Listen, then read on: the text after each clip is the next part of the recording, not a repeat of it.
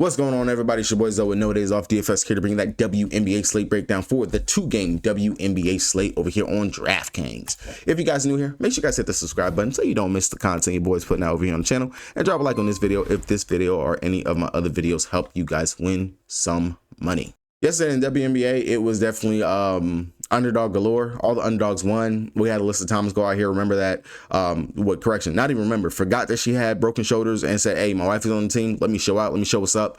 And dropped career high 29 points and was shooting the ball. One free throw was just crazy right there. Tina Charles, she turned back the clock. They beat the freaking Seattle Storm. Golden State Valkyrie going into Gamebridge Fieldhouse and smacking up on Caitlin Clark again. And they got the dub right there. We're not even going to talk about my Dallas Wings and just the shit show, because you look at us and it's like we look like an AAU team. There is nobody on the bench. It was just, I'm going to put it like this. The WNBA is not for the faint of heart. Straight up. It's not. It's not. If you can't stand the ups and downs, the ebbs and flows of the WNBA, or be able to adjust, pivot, switch, and just understand some days it's not going to be there, stop playing. I've said this time and time again. Just stop playing. Ain't no point. Ain't no point doing it to yourself. I will say, though, over here, main court, it didn't do too hot. The late night court that I went ahead and gave out with Haley Jones, just took it on a whim. Haley Jones, Nafisha Collier, Elizabeth Williams. It panned out good enough. Of course, I played Alyssa Thomas. Of course, I played Alyssa Thomas. Of course, I did. Of course, I found a way to fit her. That's why I had to play Haley Jones. Unfortunately, Haley Jones didn't pan out the greatest. It was definitely a Rebecca Allen day. Honestly, whoever shoots threes for whatever team going up against the Dallas Wings next time, I got figured out, because they are banging threes on our heads for whatever reason now over these last several games, man. It is crazy. But we got a 2-game slate. Early tip again, 3 p.m. Eastern Standard Time, 7:30 for the Las Vegas Aces taking on the Washington Mystics. Let's get it. Let's go. Minnesota backing up a back-to-back. No news currently for them. The Sparks, they haven't played for like the last 5 days. They've been off for a good grip. So this is going to be their kick camp game today.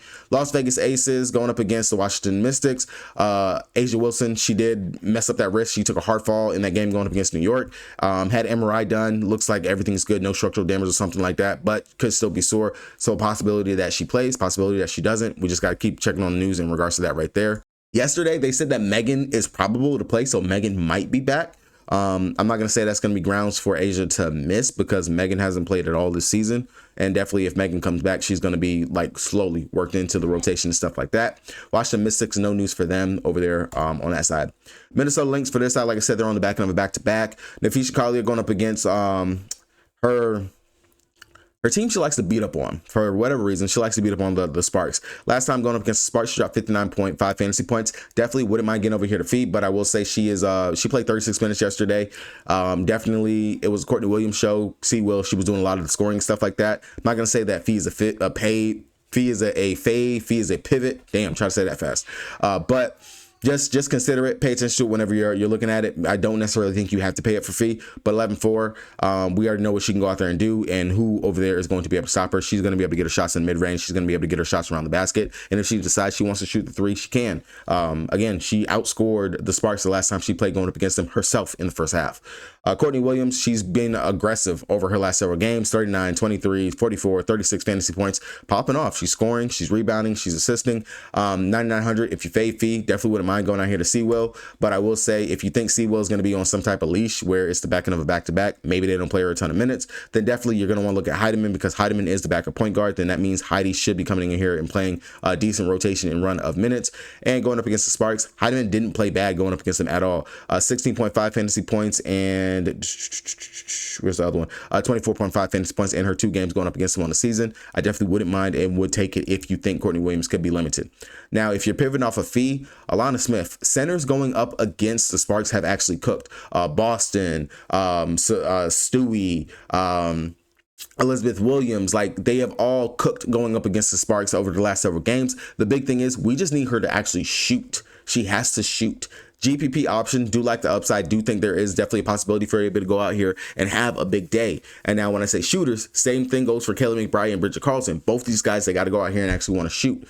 The Sparks, they do give up the 3-ball. They do give up a ton of shots. We just got to actually see our shooters be aggressive. Caitlin McBride is going to be one of those GPP options just because her scoring is what's going to make her actually be able to get there. Going up against the Sparks on the season, she's had 32.75 fantasy points versus them. So not bad, but then she's also had 11.75. So that just makes you kind of scratch your head, be like, I don't know about that. Same thing for Bridget Carlton. I need her to actually just go out here and shoot. The sniper that I saw last season, it's not there. Defensive intensity, she's there. She's trying, but I'm not seeing enough of the scoring chops, like the looks to actually score and things like what we saw in seasons past. It's not enough for me right now. Jessica Shepard, Diamond Miller, both those guys, too expensive for their roles and their production. If someone was missing, then yes, I would actually consider them. On the flip side thing for the Sparks, Asbury Stevens is more than Derek Hamby, kind of like how I look whenever it comes down to Gabby Williams and Skylar Diggins and NECA. Hamby is less than Stevens. I'm going to play Hamby over Stevens. And also the matchup kind of dictates that you want to look towards Hamby. Now I understand the last matchup going up against them, she only dropped 29 fantasy points, and then the game before that 32.5. But this is one of those spots where I'm going to take the little bit of savings and the potential that I can get Hamby to go out there and get me about 35 fantasy points versus paying for Asbury Stevens, and she's a little bit more, giving me 35 fantasy points. The matchup is pretty solid. We have seen it. Bigs inside the paint, and I mean, shit, look at what Alyssa Thomas just did yesterday. All the points that Alyssa Thomas got is all the shots in area that Derek Hamby gets her buckets. Not saying that Derek Hamby is Alyssa Thomas, because she does have to play over here with Kelsey Plum, who jacks up a ton of threes. Rakia Jackson, who sometimes will try to go ISO and go try to get her shot. But still, the upside is there for her because she will play make, she will rebound, and she can play some defense.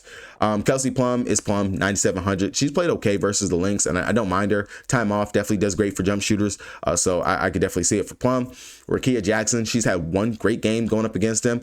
Definitely will be in play for me. 29.75 fantasy points in the good game that she had versus them. Could be a sneaky GPP option, especially if you paid off of the Hamby and the Plums over here for today. Julia Alleman, if I wasn't playing Plum, definitely wouldn't mind coming out to Alleman. I know she can go out there and give me a safe-ish floor right around 20 fantasy points. I said it last time she was on the slate. I'll say it again. Only thing is, she is priced up way crazy. She's up to 6K now from her 4,100 price tag. Definitely has to make you sit back and think about it. Maybe you go Heidemann over Ottoman. That's just a thought. But Ottoman's out there. She's playing a ton of minutes. I just need her to actually shoot more because I know she can rebound. I know she can play make. I want to see her actually shoot the ball and try to get some buckets herself. Flip side of things, looking at the Las Vegas Aces taking on the Washington Mystics, we have to know, is Asia playing or not? If Asia's going to be out, I imagine we're going to unfortunately have Stokes back in our life. She'll be in the starting lineup. That boosts everybody over here from Jackie Young, Chelsea Gray, and Alyssa Smith, and even your girl, Jewel Lloyd. Now, if she's in, still, our main target is going to be the same. Asia Wilson, we're going to target. Jackie Young, we're going to target. Chelsea Gray, because she should have the matchup. And she played pretty well going up against them in one of the games where she played going up against Washington. She dropped 33 fantasy points, 13 points, 4 rebounds, 8 assists, a block, and a steal. So, Chelsea Gray, she should have Suge Sutton on her. She should be able to back down Suge or do whatever it is that she wants, especially if Asia misses, the usage will be there. And same thing for Jackie Young. The scoring. She's going to have to score. She's going to have to. On top of that, with Becky Hammond, she came out, she said that she wants Jackie to have like 4, 5, 6 assists a game. So that's giving me the upside for Jackie continuously to actually look to play her, because I know she's going to be out there, quote unquote, getting the peripherals as well. And I already know that she's a really great rebounder. So definitely gives me more upside to want to look towards Jackie on that flip side. Alyssa Smith, 8,200. She's there. Don't mind it. Definitely could get there if need be. Definitely would rather play her over playing Lloyd. I'm not even going to go on that tangent. If you need a tangent, look at the last game. The last time that they were on the slate, I gave you guys a good one. Dana Evans, 5,800, a little bit too much for me.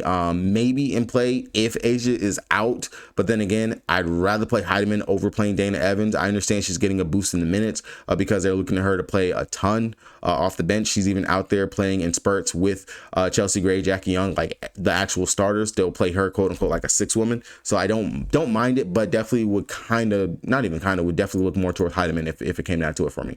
Shakira Austin, Brittany Sykes, Citron, Kiki, literally those are going to be the main plays. Suge Sutton, she's there, definitely makes for a value option, 6,900. But then again, I got Ottoman that's sitting at 6K. I'd rather go ahead and play that. Both of them have right around the same floor to me in regards to what they can go out there and get.